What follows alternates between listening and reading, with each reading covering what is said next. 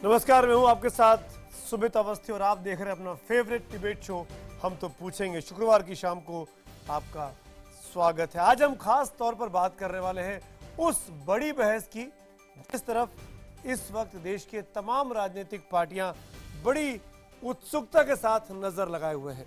समान नागरिक संहिता, uniform civil code, समान कानून। जब एक देश तो कानून अलग अलग क्यों हो, इस मामले पर बहस जैसा कि सरकार चाहती थी वो चल पड़ी है। कल सरकार की तरफ से सरकार की बातों का मुस्लिम पर्सनल लॉ बोर्ड ने जवाब दिया, तो आज मुस्लिम पर्सनल लॉ बोर्ड को उल्टा सरकार ने तानाशाह करार दे दिया। कहा कि इस प्रक्रिया में, इस बातचीत की प्रक्रिया में, रायशुमारी की प्रक्रिया में शामिल न होना, पर्सनल लॉ बोर्ड का और उस क्वेश्चनर को रिजेक्ट कर देना, ये एक तरीके से तानाशाही है, डिक्टेटरशिप है। इन तमाम विवादों के बीच में आज भारतीय जनता पार्टी के सांसद, राज्यसभा सांसद, वरिष्ठ नेता सुब्रमण्यम स्वामी भी बीच में आए। सुब्रमण्यम स्वामी ने बहुत कैटेगोरिकल, बहुत साफ कहा कि अगर मुसलमान 3 कानून पर फैसला नहीं मानेंगे तो सरकार ये फैसला उन पर थोपेगी, ये फैसला उनसे मनवाया जाएगा। थोपेगी शब्द का इस्तेमाल किया सुब्रमण्यम स्वामी ने। क्या भारतीय जनता पार्टी जो यूनिफॉर्म सिविल कोड पर देश में एक बहस चाहती है, 3 तलाक के कानून को लेकर देश में एक अपनी राय को आगे रखकर बहस का माहौल बना रही है, उस माहौल को क्या सुब्रमण्यम स्वामी साहब का ये बयान बीजेपी को बैकफुट पर डालेगा? क्या सुब्रमण्यम स्वामी एक बार फिर बीजेपी के लिए परेशानी का सबब बनने वाले हैं? क्यों एक देश एक कानून पर यह नया स्वामी संकट शुरू हुआ है? पहले ये खबर और उसके बाद तमाम मेहमानों से चर्चा। खुद सुब्रमण्यम स्वामी साहब भी इस चर्चा में मेरे साथ शिरकत करने वाले हैं। हम तो पूछेंगे में अगले 1 घंटे बड़ी बहस, एक देश एक कानून पर स्वामी संकट। एक समान कानून लागू होने की जो सिद्धांत है उसके अनुसार ये भी आवश्यक है और इसको मान ले, नहीं तो हम उसको थोपेंगे। बीजेपी सांसद सुब्रमण्यम स्वामी जब कुछ कहते हैं तो उस पर बवाल खड़ा हो जाता है। अब भले ही 3 तलाक का मामला सुप्रीम कोर्ट में हो, भले ही कॉमन सिविल कोड यानी एक समान कानून पर सरकार आम सहमति और देश भर में बहस की बात कह रही हो, लेकिन सुब्रमण्यम स्वामी की चली तो वो इससे थोपेंगे, चाहे किसी की मर्जी हो या ना हो, चाहे सुप्रीम कोर्ट जो भी फैसला दे। तो इस टाइप की बातें करें तो उससे कहीं ना कहीं एक नेगेटिव मैसेज जाता है। इस तरह के अल्फाज कहना देश की एकता और अखंडता को नुकसान पहुंचाने की तरह। अगर किसी के ऊपर कोई थोपा जाएगा उसका रिएक्शन होता है, और ये थोपने वाली थ्योरी से बिल्कुल हम सहमत नहीं है। अब सरकार कहती रहे कि वो आम सहमति बनाना चाहती है, लैंगिक समानता चाहती है। सुब्रमण्यम स्वामी के बयान ने उसकी मंशा पर सवाल उठाने का मौका दे दिया। हालांकि सरकार अपने सांसद के बयान से पुरजोर तरीके से किनारा करने की कोशिश कर रही है। सुब्रमण्यम स्वामी ने कहा है कि अगर मुस्लिम पर्सनल लॉ बोर्ड अगर नहीं मानता है तो हम कानून बनाकर थोप देंगे। देखिए, मैं किसी के ऊपर कोई टिप्पणी नहीं करूंगा। इस तरह के सवाल उधर से भी कुछ आते हैं, इधर से भी उसके जवाब आते हैं। मुझे लगता है दोनों जो है वो बैड टेस्ट में है। सुब्रमण्यम स्वामी के इस बयान से पहले गुरुवार को मुस्लिम पर्सनल लॉ बोर्ड और कई मुस्लिम संगठन सरकार पर मुसलमानों के खिलाफ साजिश रचने का आरोप लगा चुके हैं। उन्हें 3 तलाक और समान नागरिक संहिता कतई मंजूर नहीं है।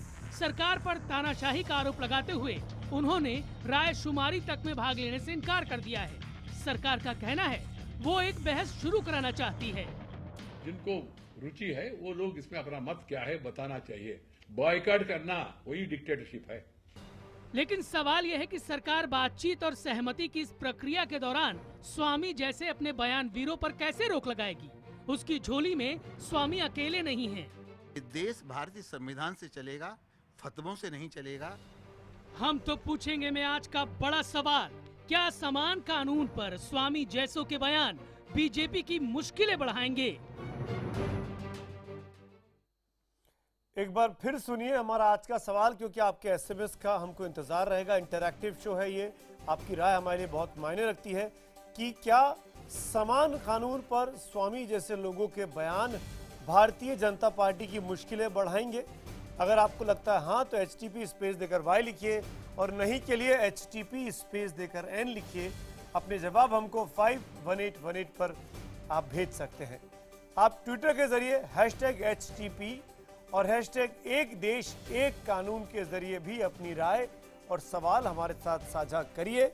इस शो में हम उनको जरूर शुमार करेंगे। अब मेहमानों का परिचय कराता हूं। इस वक्त जो खास लोग मेरे साथ जुड़ रहे हैं उसमें खुद बीजेपी के सांसद सुब्रमण्यम स्वामी साहब मेरे साथ हैं, क्योंकि उन्होंने एक लाइन ली है जिससे बीजेपी पूरी तरीके से पीछे नहीं खड़ी है। इसलिए बीजेपी के प्रवक्ता संबित पात्रा भी इस डिबेट में मेरे साथ शिरकत कर रहे हैं। साथ में शाइस्ता अंबर जी हैं जो all India women personal law board की अध्यक्षा हैं, लखनऊ से हमारे साथ हैं। हमारे साथ कमाल फारूकी जी हैं जो एग्जीक्यूटिव फाउंडर मेंबर है all India Muslim personal law board के, वो हमारे साथ जुड़ रहे हैं। और कुछ ही देर में राकेश सिन्हा साहब होंगे और संजय झा जो कि कांग्रेस के प्रवक्ता हैं, वो भी इस डिबेट में शिरकत करेंगे। सबसे पहले स्वामी साहब, मैं आप ही के पास आना चाहूँगा क्योंकि केंद्र में फोकस में इस डिबेट के आप हैं। आपका एक बयान आया स्वामी जी और आपने कहा कि हम थोपेंगे। मैं समझता हूं कि आपने ये शब्द सोच समझ के और पूरा थॉट प्रोसेस के बाद इस शब्द का इस्तेमाल किया होगा, थोपेंगे। क्यों आप ये कहते हैं कि आप ये थोपेंगे?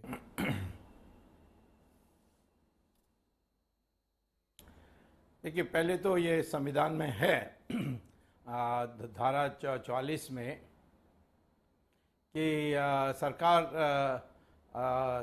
आर्टिकल 37 के अनुसार जो भी डायरेक्टिव प्रिंसिपल्स में हैं उसको अनिवार्य उसको गवर्नेंस में लानी है। और कोई भी यहाँ इस देश में किसी के ऊपर थोप नहीं सकता जब तक पार्लियामेंट में ये पास नहीं होगी। और पास होने के बाद कितने भी अल्पमत में लोग इसका विरोध करें परंतु तो कानून बनती है। और इसीलिए थोपने का सवाल ये नहीं है कि हम इसको अवैध रूप से सरकार अपनी मर्जी से करेगी। आखिर में जब ये कॉन्स्टिट्यूशन में है और धारा 14 जो है उसमें लिखा है कि महिला और पुरुष बराबर हैं और सब लोग कानून के सामने बराबर हैं। और धारा 25 में लिखा है कि कोई भी मज़हब हो उस पर न्यायपूर्ण अंकुश लग सकती है, नैतिकता के आधार पर या सार्वजनिक व्यवस्था के आधार पर या स्वास्थ्य के आधार पर। अब ये अनैतिक है कि महिलाओं को आप तलाक कह के डिवोर्स कर सकते हैं जी, और महिला पुरुष को कुछ नहीं कर सकते। तो ये सारे हमारे संविधान के विरुद्ध में है। अब कोई संविधान के विरुद्ध में खड़ा हो जाता तो हम क्या करेंगे? उनसे हाथ जोड़कर मांगेंगे और पार्लियामेंट में पास करेंगे तो ऑटोमेटिकली वो थोपने के बराबर है। तो आप ये मान रहे हैं कि अगर मुस्लिम पर्सनल लॉ बोर्ड जैसे तमाम संगठन या पार्टियां नहीं मानी तो सरकार अपनी बात ऐसे मनवाएगी कानून बनाकर? डिस्कशन का दौर नहीं होगा, इसमें चर्चा का आम राय नहीं बनाई जाएगी? मैंने नहीं कहा, मैं सरकार के तरफ से कभी बोलता नहीं हूँ जी। मैं ना सरकार में हूँ ना मैं अधिवक्ता हूँ यानी या सरकार का प्रवक्ता हूँ जी। मेरे से राय पूछी गई, मैंने कहा इस जो मैं जानता हूँ उसके अनुसार ये कानून निश्चित तौर पर व्यापक समर्थन होने के कारण पार्लियामेंट में पास होगी और इसीलिए ये अनिवार्य हो जाएगा, जो थोपने के बराबर है।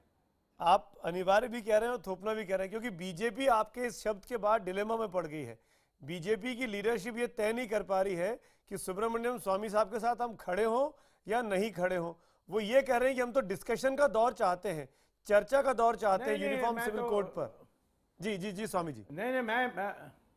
नहीं, डिस्कशन तो होगा ही उसमें। नहीं, डिस्कशन तो होगा ही और बीजेपी का सवाल ही नहीं है। सो सरकार तय करी, वो मुझे भी मानना पड़ेगा, वो मुझ पर थोपा जाएगा जी। मैं अपनी राय दे रहा हूं जी कि ये है व्यापक समर्थन भारत में, पब्लिक सब चाहती है, जो भी अपने को सेक्युलर मानते हैं वो भी इसके पूरी समर्थन में है।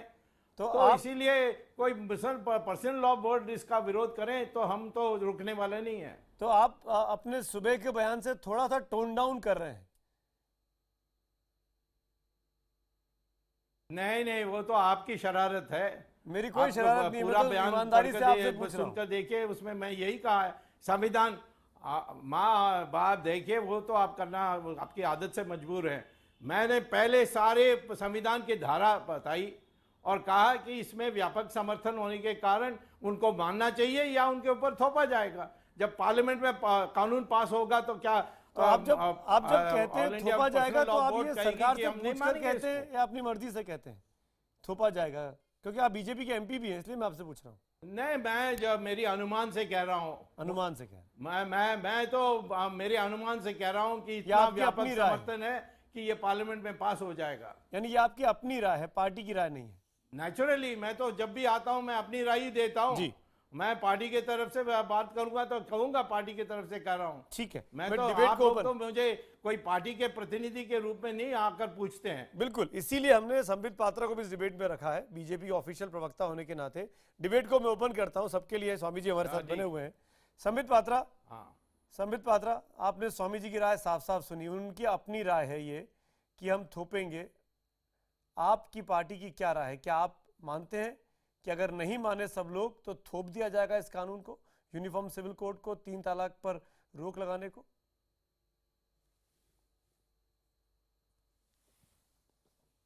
मैं आपको भी नमस्कार करता हूं, सभी पैनलिस्ट को नमस्कार करता हूं और सुब्रमण्यम स्वामी जी को नमस्कार करता हूं। देखिए, वो मेरे बड़े हैं पार्टी में और आज मैं यहाँ भाजपा के प्रवक्ता के नाते बैठा हूँ। बड़े स्पष्ट शब्दों में कुछ यहाँ पार्थक्य था। जो आपने ट्रिपल तलाक और यूनिफॉर्म सिविल कोड के बारे में कहा, वो विषय अलग अलग है, उनको यहाँ अलग अलग करके रखना आवश्यक है।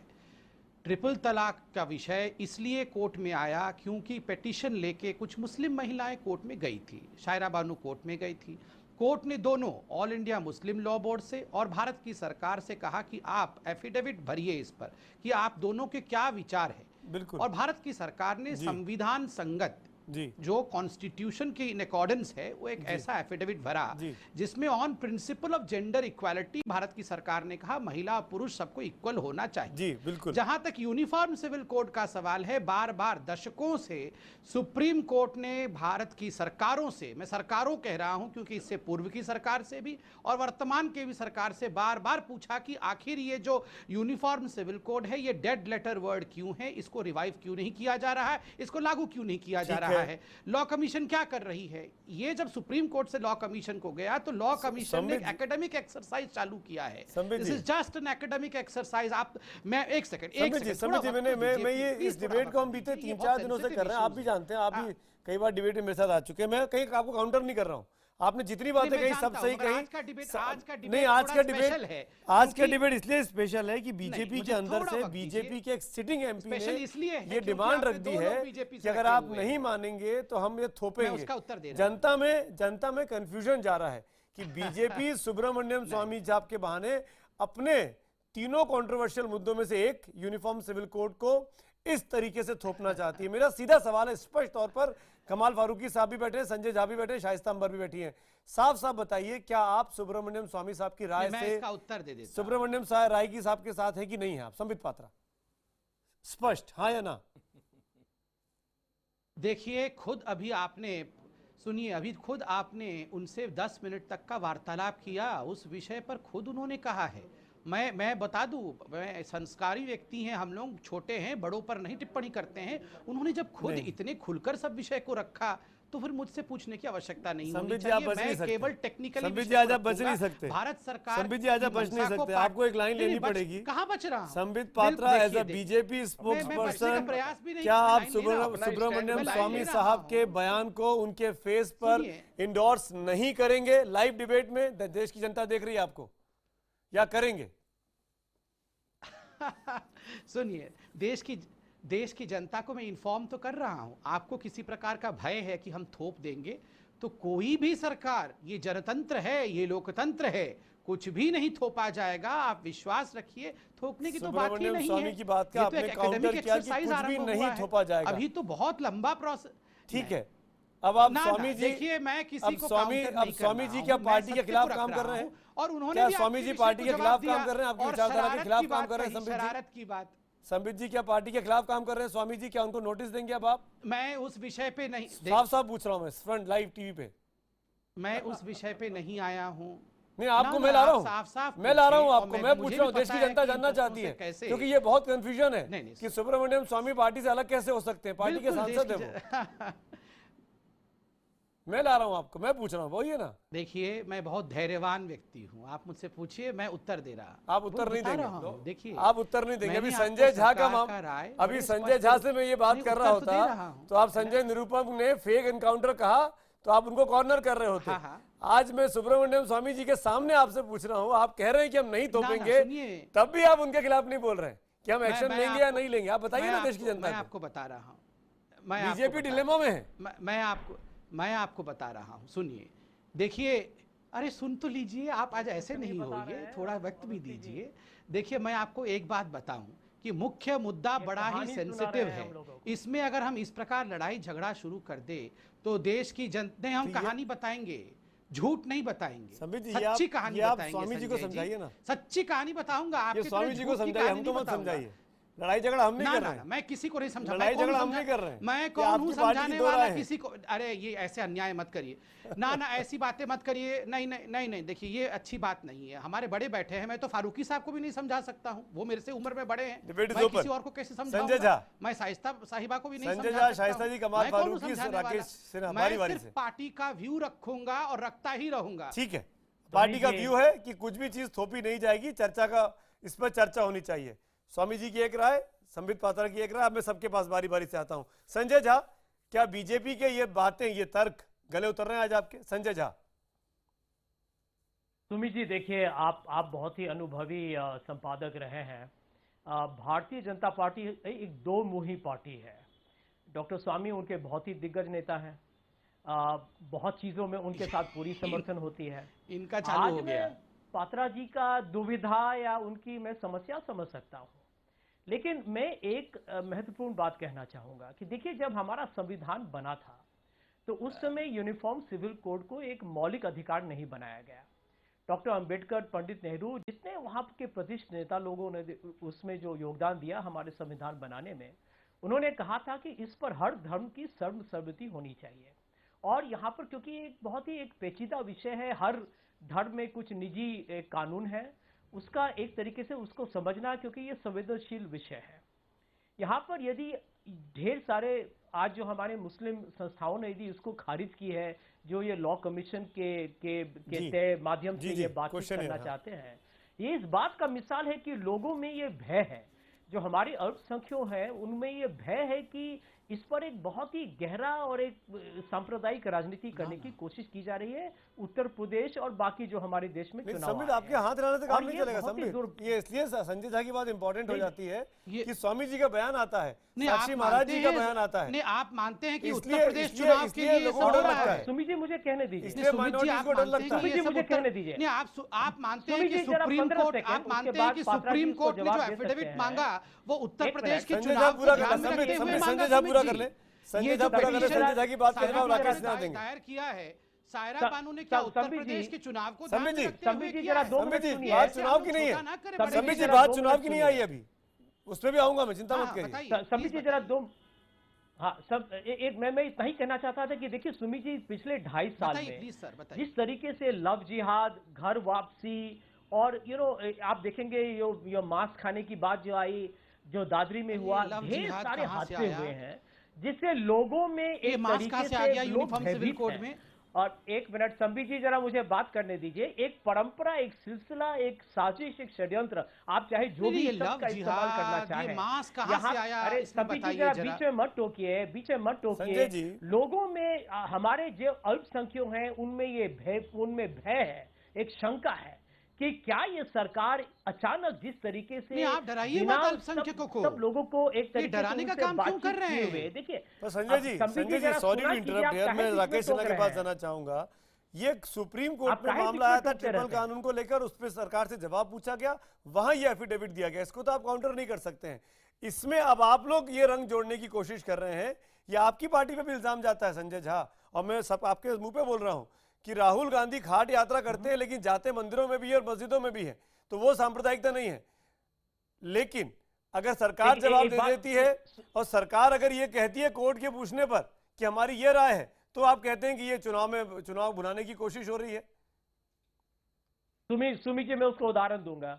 क्या सरकार ने एफिडेविट देने से पहले क्या उन्होंने all India Muslim personal law board हो या ढेर सारे आप मानते हैं all India Muslim personal law board मुसलमानों की रिप्रेजेंटेटिव कर all India personal law board से बात करेंगे? क्या बोल रहे हैं आप? सबसे बड़ी संस्था है, आप उसको एंडोर्स कर रहे हैं संजय झा। उनका तो अलग एफिडेविट गया था, उन्होंने बोला महिलाओं को डिसीजन लेने की शक्ति नहीं है, उन्होंने कहा महिलाएं कम इंटेलिजेंट होती हैं। तो कांग्रेस पार्टी क्या all India Muslim law board के एफिडेविट से सहमत है?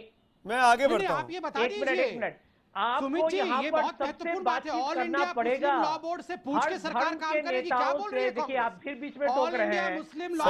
संजय झा संबित पात्रा एक मिनट, मैं जानता हूं दोनों ने अपना अपना एफिडेविट किया और पर्सनल लॉ बोर्ड की क्या राय हम सबके पास सामने खड़ी है। मैं जाऊंगा कमाल फारूकी के पास बाद में, लेकिन राकेश सिन्हा एक बात जो संजय झा की ठीक लगी इस पूरे आर्गुमेंट में कि कहीं ना कहीं माइनॉरिटी में ये डर आता है, क्योंकि मंशा क्या है आपकी, उस मंशा पे सवाल खड़ा हो रहा है। और शायद सुब्रमण्यम स्वामी जी और साक्षी महाराज जैसे लोगों के जो बयान आए बीते 24 घंटों में, वो माइनॉरिटी में डर पैदा करते हैं कि चीजों को हम पे थोपने की तैयारी चल रही है, जबरन हमको मनवाया जा रहा है। वो डिस्कोर्स और डिस्कशन का जो रास्ता है वो बंद किया जा रहा है। राकेश सिन्हा, देखिए, एक यूनिफॉर्म सिविल कोड ही ऐसा विषय है जिसमें भारत में सबसे लंबे समय से डिबेट हो रहा है। और अभी संविधान सभा की बात हुई है, आप एक एक व्यक्ति का डिबेट देखिए।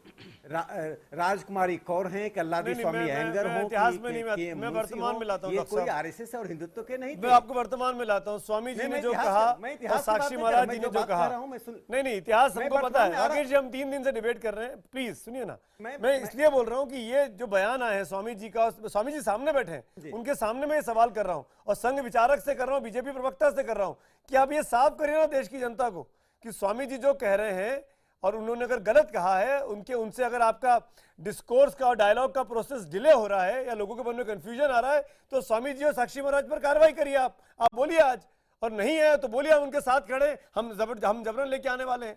पर्सनल लॉ बोर्ड माने या ना माने। स्वामी जी ने क्या गलत कहा? स्वामी जी ने कहा कि पार्लियामेंट मेजॉरिटी डेमोक्रेसी में यदि मेजॉरिटी के साथ कानून बनाती है तो लागू होगा, और अनथिंकिंग ऑर्थोडॉक्स, अनथिंकिंग कंजर्वेटिव जो उनके बीच में हैं, जिसका फारूकी साहब प्रतिनिधित्व कर रहे हैं, उन पर थोपा जाएगा, लेकिन मासेज पे थोपा नहीं जाएगा। दूसरी बात मैं आपको बता दे रहा हूं, हमारा उद्देश्य मुसलमानों को आहत करना नहीं है, हमारा उद्देश्य ध्रुवीकरण करना नहीं है। हमारा उद्देश्य है कि मुस्लिम समुदाय की महिलाओं को उतना ही अधिकार मिले जो हिंदू और ईसाई के महिलाओं को मिलता है। और ये घेटो मेंटलिटी से ग्रस्त हैं। फारूकी साहब घेटो मेंटलिटी से ग्रस्त हैं और महिलाओं को पर ही धर्म का सारा बर्डन डाल रहे हैं। अरे फारूकी साहब, धर्म का बर्डन कुछ अपने ऊपर भी ले लीजिए। सक्सेशन, एडॉप्शन, मैरिज, डिवोर्स, ये सुप्रीम कोर्ट ने निर्णय दिया। संजय झा जी को मैं बता दूं, आप स्वामी साहब की बात को जायज ठहराते हैं, धर्म के दायरे में नहीं, लेकिन संबित पात्रा को कुछ नहीं बोलते हैं, जो कह रहे हैं कि हम थोपेंगे नहीं। नहीं स्वामी, तो आप बीजेपी के ऑफिशियल प्रवक्ता की उल्टी लाइन ले रहे हैं। राकेश सिन्हा साहब, आज थोपना शब्द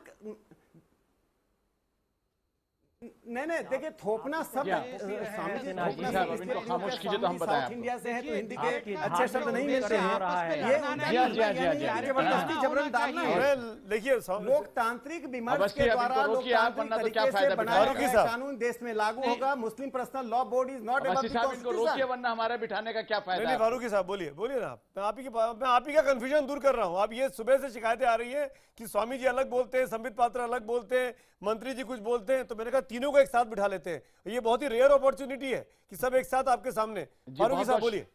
बहुत शुक्रिया आपका। जहां तक स्वामी जी का ताल्लुक है और जहां तक हमारे प्रवक्ता का ताल्लुक है, जहां राकेश सिन्हा साहब का ताल्लुक है, आप मेरे ख्याल से अगर खामोश रहें तो बहुत अच्छी बात है। संपत भाई, मतलब आपको तो बीच में तो मैं बोला ही नहीं हूं किसी को, तो ये बात तो बिल्कुल स्पष्ट हो गई है कि तीनों के तीनों एक ही सुर में बात कर रहे हैं। एक ही तीनों, आप लोगों ने प्रेस कॉन्फ्रेंस मुझे सब याद है, आप खामोश रहिए। आप you must learn the manners, you must learn the manners. Sambit ji, मैं आऊंगा आपके पास। संबित जी 30 सेकंड बोलने देते हैं, फिर आपके पास आऊंगा। Sambit Patra, Sambit Patra please. Sambit ji respected you, I request you, please respect him. Kamal Farooqui. देखिए मैं बिल्कुल खामोश बैठा रहा हूं इतने बीच में, मैं बिल्कुल खामोश बैठा रहा हूं। मैं तो एक बात ये कह रहा हूं कि तीनों के तीनों का जो पॉइंट ऑफ व्यू है वो स्पष्ट रूप में बिल्कुल यूनैनिमस है। जो स्वामी जी ने फरमाया और सिन्हा भाई ने उसको अप्रूव किया और हमारे संपत ने उसके ऊपर किसी किस्म का कोई एक्शन लेने के लिए बिल्कुल मना कर दिया। अच्छा, स्वामी जी का जहां तक ताल्लुक है, स्वामी जी तो इससे पहले भी जो है मुसलमानों को डिफ्रेंचाइज करने की बात कर चुके हैं, तो ये कोई नई बात नहीं है। स्वामी जी तो मसीह नवंबर में बाबरी मस्जिद भी बनवा रहे थे, ये भी कोई बात नहीं है। तो मसीह ये खुद जाने कि इसका क्या जवाब देंगे क्या नहीं जवाब देंगे। लेकिन जहां तक बीजेपी का ताल्लुक है, हम इंतहाई अदब से बात करें। हम ये नहीं कहते कि मगर आप हमारी बात मानिए, लेकिन हमारे ऑनरेबल प्राइम मिनिस्टर ने पहले दिन शपथ लेकर यह कहा था कि मैं 125 करोड़ हिंदुस्तानियों का प्राइम मिनिस्टर हूं। हमने उसी इज्जत रखते हुए जब हमको पता चला कि ग्रुप ऑफ मिनिस्टर्स ने एक व्यू दिया है, हमने मुस्लिम महिलाएं आती हैं 125 करोड़ में कि नहीं आती हैं? सर आप प्रधानमंत्री की जिम्मेदारी मुस्लिम महिलाओं की है, आपकी नहीं है। मुस्लिम पर्सनल लॉ बोर्ड की नहीं है। आप खामोश रहिए। मुस्लिम पर्सनल लॉ बोर्ड मुस्लिम महिलाओं का ठेकेदार नहीं है। अब मानो 50,000 महिलाओं ने पिटीशन दिया है। अरे भाई ठेकेदार तो आप ही नहीं है भाई, सारे हिंदुओं के माफ करना बना रहे हैं, वस्तु बना के रखना चाहते हैं। अवस्थी साहब मुझे बात करने देंगे, 22 देशों ने सुधार कर दिया। मैंने आपने 25 मिनट बदलाव हो गया, बांग्लादेश में बदलाव हो गया, टर्की में बदलाव हो गया, साइप्रस में बदलाव हो गया। भारत में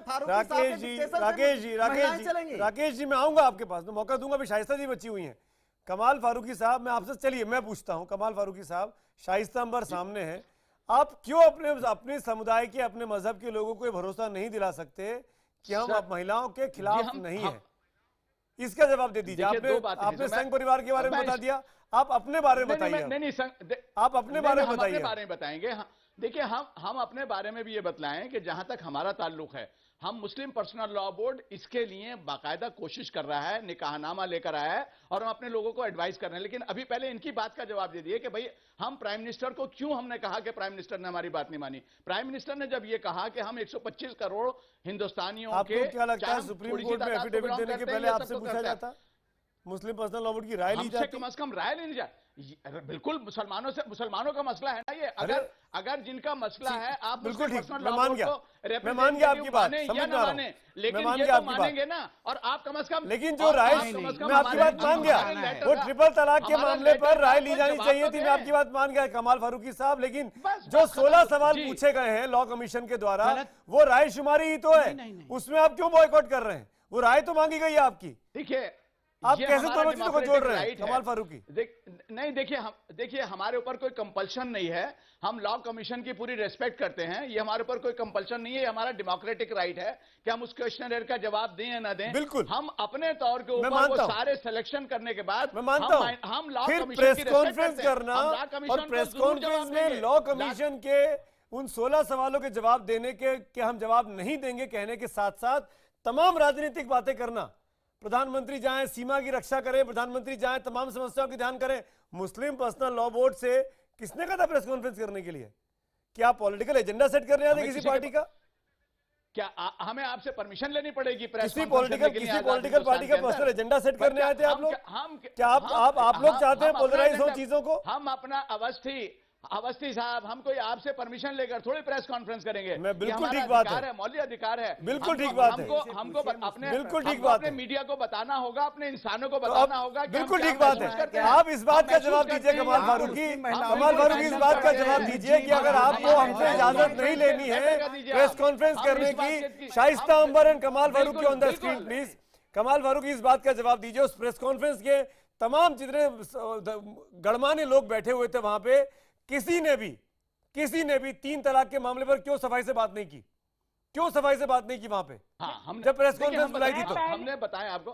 अगर देखिए प्रेस कॉन्फ्रेंस जो हमने बुलाई थी, अगर आप देखें हमारा पूरा प्रेस स्टेटमेंट देखें तो हमने बिल्कुल क्लियर कहा था कि हम प्रेस कॉन्फ्रेंस जो है, ये जो लॉ कमीशन ने जो क्वेश्चनर भेजा है इसके ऊपर हम भेज रहे हैं। ट्रिपल तलाक के ऊपर हमने प्रेस कॉन्फ्रेंस नहीं करी थी। प्रेस कॉन्फ्रेंस का मतलब पता है ना आपको? अरे साहब, ये भारत और अमेरिका की प्रेस कॉन्फ्रेंस नहीं थी कि हम इंडियन पॉलिटिक्स की बात नहीं करेंगे, इंडो यूएस रिलेशनशिप पे बात करेंगे। फारूकी साहब शाइस्ता अंबर सामने बैठी है, शाइस्ता जी जितना ट्रिपल तलाक का मामला लंबी प्रेस कॉन्फ्रेंस होती है और 3 तलाक पर एक राय नहीं। तभी एक दूसरे की बात समझ में बोलिए शाइस्ता जी, आप बोलिए। देखिए देखिए सब हमारे लिए सब रिस्पेक्टेबल लोग हैं। कमाल फारूकी जी बोल रहे हैं तो आप उनको पूरी बात सुनिए, क्योंकि ये मुस्लिम लॉ से मुतालिक मामला है। शाइस्ता अंबर से सुन रहे हैं तो मुस्लिम महिलाओं की बात को पूरी बात सुनने दीजिए। सब लोग इतना शोर करेंगे तो कोई बात भी हमारे ऑडियंस सुन नहीं पाएंगे। और ये बहस आप बोलिए, मैं मान गया आपकी बात, बोलिए। मकसद के तहत है। शाइस्ता अंबर, मुस्लिम पर्सनल लॉ बोर्ड महिलाओं को 3 तलाक के मामले पर क्यों बराबरी का दर्जा नहीं देना चाहता है? क्यों घबराया हुआ है मुसलमान की औरतों को अपनी बराबरी पर लाने पर? इसका जवाब आपको क्या लगता है? मैं पूरी बात अपनी कह देना चाहती हूँ और मेरी पूरी बात आप सुनिए। हाँ, बोलिए। पर्सनल लॉ बोर्ड जब बना था तब औरतों के तलाक, निकाह, खुला और विरासत के मामलों में हुआ था, लेकिन मिजाजुल इस्लाम कासमी, मुन्नतुल्लाह रहमानी और बहुत सारे आलिम दीन ने उसके बाद भी जो लोग थे उन्हीं ने औरतों के तलाक के और निकाह के और विरासत के मामलों को हल नहीं किया। आज औरतें मजबूर हो गई 3 तलाक को लेकर, गुस्से में, नशे में, बाई पोस्ट और व्हाट्सएप पे तब ये गई। और मुसलमान औरतों का ईमान मुस्लिम लॉ है, शरीयत है, शरीयत के अलावा कुछ नहीं है। और हम लोग एक हाथ में कुरान और एक हाथ में संविधान लेके चलते हैं। और अगर हमारे भाई सुप्रीम मरियम जी कहे कि हम थोपेंगे तो ये एक तरह का ड्रामा है। एक तरफ कहते हैं कि हम बीजेपी में नहीं है और एक तरफ कहते हैं हम थोपेंगे। हम वेंकटिया नायडू जी की बात को हम मानते हैं।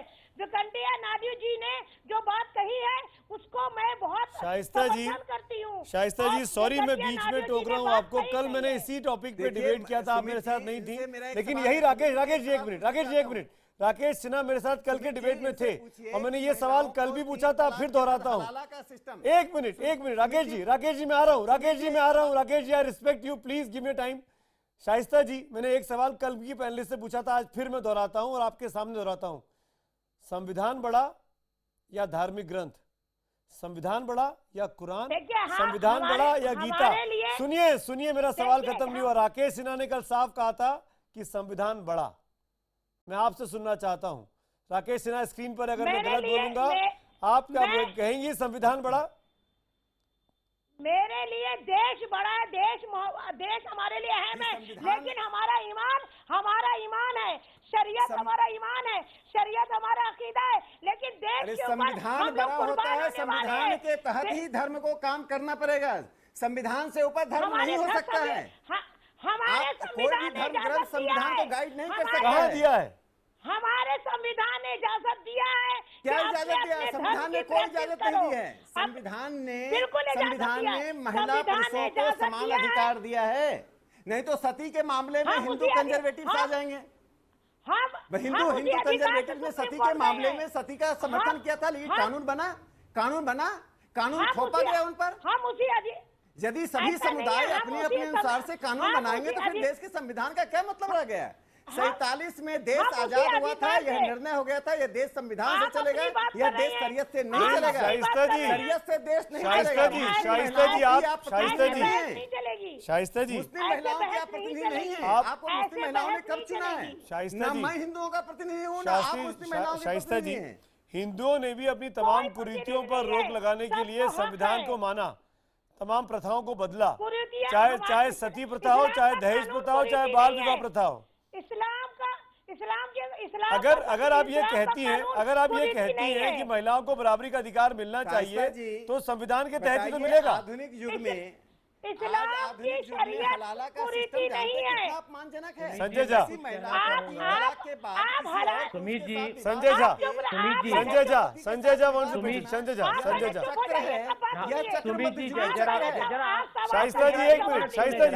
शाइस्ता जी, संजय झा कुछ बोल रहे हैं। संजय झा, संबित पात्रा। एक मिनट संजय झा, संबित पात्रा। ये हमारे समाज में नवीकरण होना चाहिए, आधुनिकरण होना चाहिए, इस पर बातचीत होनी चाहिए, ये जरूरी है, ये महत्वपूर्ण है। परंतु जिस तरीके का भाषा का यहाँ इस्तेमाल किया जा रहा है, ये यही सिद्ध करता है कि मोदी जी की सरकार का मंशा या नियत क्या है। अभी आपके चैनल पर बहुत जोरदार जुनून से राकेश सिन्हा जी कहते हैं कि संविधान बड़ा है, तो मैं यही पूछना चाहूंगा कि जब मोहन भागवत जी कहते हैं हिंदू राष्ट्र, क्या हमारे संविधान में हिंदू राष्ट्र लिखा हुआ है? क्या फिर मोहन भागवत पर कार्रवाई नहीं की जानी चाहिए? दूसरी बात, जब इसका जवाब देता हूं, ने संविधान लिखा, ज्ञानवर्धन में करता हूं। एक मिनट मुझे खत्म करने दीजिए। जब डॉक्टर अंबेडकर ने संविधान लिखा था तो किसने चुनौती दी थी, किसने मुकाबला किया था डॉक्टर अंबेडकर का? आप लोगों ने आरएसएस से हिंदू कोड बिल का विरोध क्यों किया था? आप लोगों ने मनुस्मृति के बारे में बातचीत क्यों की थी? आपने जब हिंदू कोड बिल जो एक परिवर्तन और सुधार था, आरएसएस ने क्यों उसके विरोध में प्रदर्शन किए थे? आप इसका जवाब दीजिए। आरएसएस की पाखंडी राजनीति का खुलासा करना देश के हित में है। आप यहाँ टीवी चैनल पर आकर बाजी करते हैं, आप टीवी चैनल पर आके प्रवचन देते हैं और जमीनी स्तर पर आप घटिया राजनीति करते हैं। आपका खुलासा करना बहुत जरूरी है क्योंकि आपकी राजनीति सांप्रदायिक है और हमारे संविधान में धर्मनिरपेक्षता का महत्वपूर्ण एक योगदान है, उसको आप नहीं बदल पाइएगा। राजनीति तो हो रही है और दोनों तरफ से हो रही है। सुब्रमण्यम स्वामी साहब, किसको नहीं बदल पाएंगे? पूरी संविधान सभा में कांग्रेसी भरे पड़े थे, यूनिफॉर्म सिविल कोड की बात की। राजीव गांधी दुनिया जानती है आपने डॉक्टर अंबेडकर का कैसा विरोध किया था सामने झुक गए। आप लोग जो है राकेश जी कि वीएचपी और बीएचपी के लोग कहते हैं कि हिंदू औरतों को राकेश जी, अगर आरएसएस को भारत निर्माण का इतना ही शौक है और इतनी जिम्मेदारी समझती हैं तो आरएसएस क्यों नहीं चुनावी पॉलिटिक्स में आती हैं? आरएसएस आए, चुनाव लड़े, देश के कानून बनाए, किसने रोक रखा है आपको? क्यों आप कानूनी प्रक्रिया से दूर रहते हैं? क्यों राकेश जी? बिल्कुल सही प्रश्न।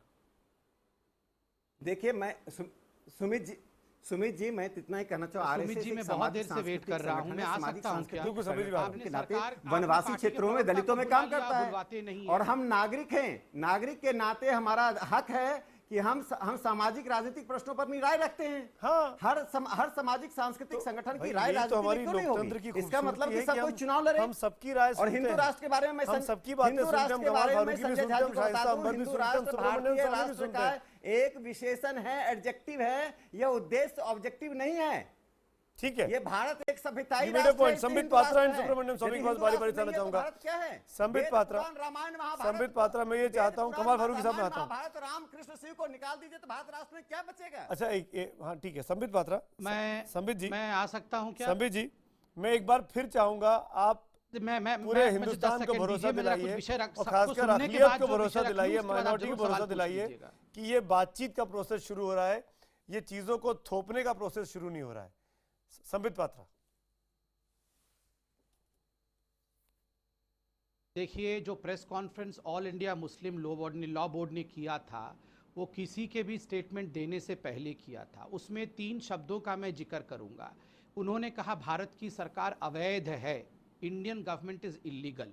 उन्होंने कहा भारत की लॉ कमीशन अवैध है, भारत का लॉ कमीशन इलीगल है।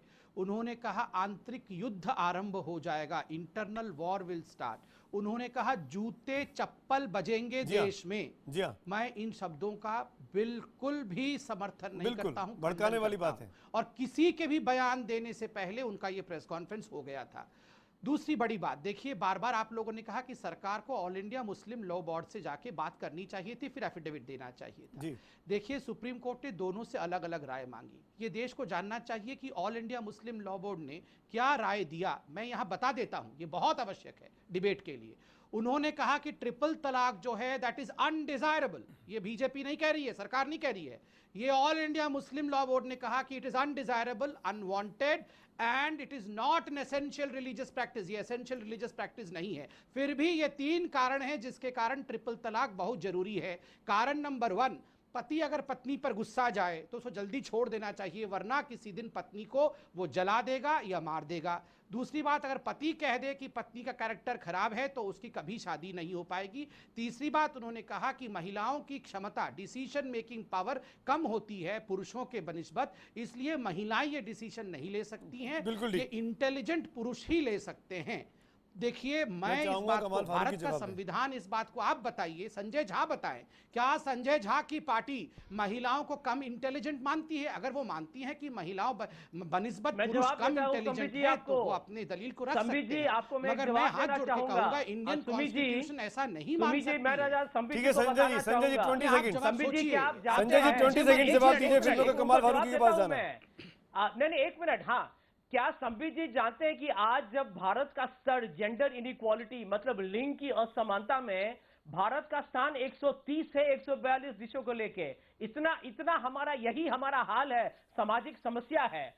यहाँ पर आप चाहे जो भी कांग्रेस ध्रुवीकरण करने की कोशिश करें, आप कुछ कीजिए। कमाल फारूकी, और ठीक जो है, मूल विषय, आप इस बात का जवाब नहीं दे रहे। धार्मिक ध्रुवीकरण कैसे कमाल है फारूकी, भैया? कमाल फारूकी और महिलाओं की सुब्रमण्यम स्वामी साहब, कमाल फारूकी, मान जाऊं। मैं चाहूंगा संबित पात्रा ने जो बातें धार्मिक कही है ध्रुवीकरण। मुस्लिम पर्सनल लॉ बोर्ड के जो उसने एफिडेविट दिया है कोर्ट में, उस बाबत आपको कोई जवाब देना है? क्योंकि बहुत सीरियस एलिगेशन देखिए, है। हमने हाँ बोलिए। देखिए, ये एक्चुअली आउट ऑफ कॉन्टेक्स्ट हमारे संपत भाई को तो बोलने की आदत है। क्यों? और चीख कर बोलते हैं तो मुझे समझते हैं कि जैसे बहुत ज्यादा बड़ी कोई बात कह रहे हैं। हमने कहा, पहली बात तो यह कि एफिडेविट में हमने इन तीनों पॉइंट्स का जवाब दिया है। हमने कहा है कि जहां तक इवन तलाक है, तलाक is the most undesirable thing, मतलब कि तलाक को बहुत एक्सट्रीम सर्कमस्टांसेस के अंदर अलाउ किया गया है। और हमारा अपना जो निकाहनामा है, जो हमारा मॉडल निकाहनामा बनाया है, हमने उसके अंदर बाकायदा आर्बिट्रेशन क्लॉज रखा हुआ है। और हमने कहा है कि अगर ऐसी सिचुएशन पैदा हो जाए तो उसको आर्बिट्रेशन के जरिए करना चाहिए। हमने उसको सर, मैं अपने आजाद मुल्क में रहता हूं और मैं अपने आजाद मुल्क में रहता हूं और मैं पूरे भारत के, पूरी दुनिया, क्या आप मानते हैं कि महिलाओं की क्षमता कम होती है? पूरे दुनिया, क्या आप मानते हैं कि महिलाओं की क्षमता कम होती है? सुनिए, पहले सुन लीजिए। आपने 22 मुल्कों की जो बात कही है ना, 22 मुल्कों की बात कही है, तो ये भी एक आपका परसेप्शन गलत है कि सबने बैन कर दिया। ऐसा बिल्कुल नहीं है। कुछ मुल्कों के अलावा बाकी जिनको आप उन्होंने उसको रेगुलेट किया है। रेगुलेट करने का मतलब यह है, जैसे पाकिस्तान की आप मिसाल देते हैं, पाकिस्तान में सर आप बात क्यों नहीं करने देते? आप बात क्यों नहीं करते? रेगुलेट किया है उन्होंने, रेगुलेट किया है। और रेगुलेट ये किया है कि आप अगर तलाक दोगे तो उसको रजिस्टर करना पड़ेगा। लेकिन ये इनको समझ में नहीं आता है, इनकी समझ में नहीं आता। आपने दोनों पक्षों की राय सुनी और आपकी राय बहुत ही क्लियर है और बहुत ही साफ देश को पता है आज की तारीख में। आप कमाल फारूकी को भी सुन रहे हैं, आप कांग्रेस को भी सुन रहे हैं, आप बीजेपी को भी सुन रहे हैं। आपको लगता है कि इन परिस्थितियों में संसद में कोई भी कानून लाना और पास कराना सरकार के लिए संभव है, आसान होगा?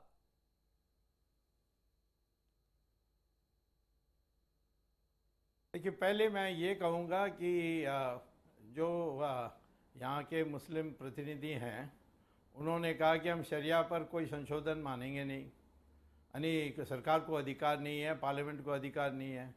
अब संविधान में तो लिखा है कि हम संशोधन कर सकते हैं नैतिकता के आधार पर, स्वास्थ्य के दृष्टि से और पब्लिक ऑर्डर के, यानी सार्वजनिक व्यवस्था के लिए। और मुसलमान जो है ऑस्ट्रेलिया में यूनिफॉर्म सिविल कोड मान ली है, अमेरिका में मान ली है, अब वहाँ संशोधन उन्होंने मान ली है। अब हमारे देश में मेजॉरिटी कहें कि इस देश में यूनिफॉर्म सिविल कोड होना चाहिए जो संविधान में लिखा है, तो फिर कौन तानाशाही की मंशा से काम कर रहे हैं? उस समय हमें लोकतंत्र में क्या करना चाहिए? मेजॉरिटी की फैसला को थोपना पड़ेगा। और मैंने ये कभी नहीं कहा कि हम पार्टी के फैसला के विरुद्ध जाएंगे। पार्टी कल कह देगी ये औपचारिक पोजीशन है हमारी और पार्लियामेंट में जब वोट आएगी आपको वोट देना है, मैं दे दूंगा वोट जी। परंतु मुझे उसके पहले एक बहस करने के लिए, लोगों के विचारों को तैयार करने के लिए, मेरी राय में पब्लिक हमारे देश में 90% मेरे साथ है कि बहुत दिन हो गया है यूनिफॉर्म सिविल कोड लाने में, अब करना है चाहिए, जो भी करना है। तो आज आपकी जो शरारत है वो तो विफल हो गई है। मेरी कोई शरारत नहीं है स्वामी साहब, मैं तो दोनों तस्वीर एक साथ रखना चाहता था ताकि सब आमने सामने आ जाए। शुक्रिया अदा करूंगा, लेकिन ये बात बिल्कुल ठीक है कि जब संजय निरुपम पार्टी से, मैं माफी चाहूंगा, जब संजय निरुपम जब बयान देते हैं तो बीजेपी कहती है कि कांग्रेस को उनके खिलाफ कार्रवाई करनी चाहिए। सुब्रमण्यम स्वामी साहब जब कहते हैं कि हम ये बात थोपेंगे तो बीजेपी कहती है कि हम उनकी राय से एक साथ तो नहीं खड़े हैं, हम तो चर्चा चाहते हैं। तो जब एक साथ नहीं खड़े हैं तो पार्टी सुब्रमण्यम स्वामी को आदरणीय और परमादरणीय कहते हुए उनके खिलाफ कोई भी कार्रवाई करने से जब बचती है, तभी ये सवाल खड़ा होता है जो कि आज हमने पूछा था कि क्या सुब्रमण्यम स्वामी जैसे नेताओं के बयान की वजह से बीजेपी की मुश्किलें बढ़ी थी। हमारा आज का सवाल यही था, उस पर हम रिप्लाई लेंगे इस ब्रेक के बाद, लेकिन बने रहिए आप, हम तो पूछेंगे कि उस हिस्से के लिए।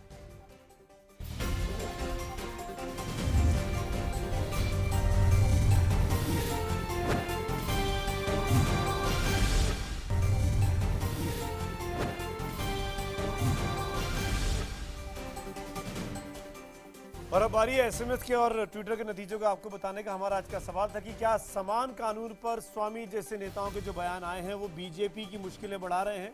अगर आपको लगा हाँ तो 45% लोगों ने हाँ कहा बीजेपी की मुश्किलें बढ़ा रहे हैं, 55% ज्यादातर को लगा कि इससे बीजेपी की मुश्किलें नहीं बढ़ेंगी। वहीं ट्विटर के ट्रांसपेरेंट पोल पर 40% ने कहा कि इससे बीजेपी की मुश्किलें बढ़ सकती हैं, 60% ऐसा नहीं मानते हैं।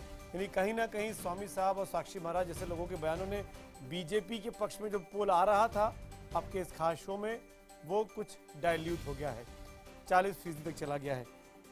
इसी नोट पर आज हम तो पूछेंगे में इतना ही। वक्त हो रहा है 100 बात की एक बात का। ब्रेक के उस पार किशोर आजवानी आपके साथ होंगे, लेकिन फिलहाल मेरी तरफ से गुड नाइट और हैप्पी वीकेंड।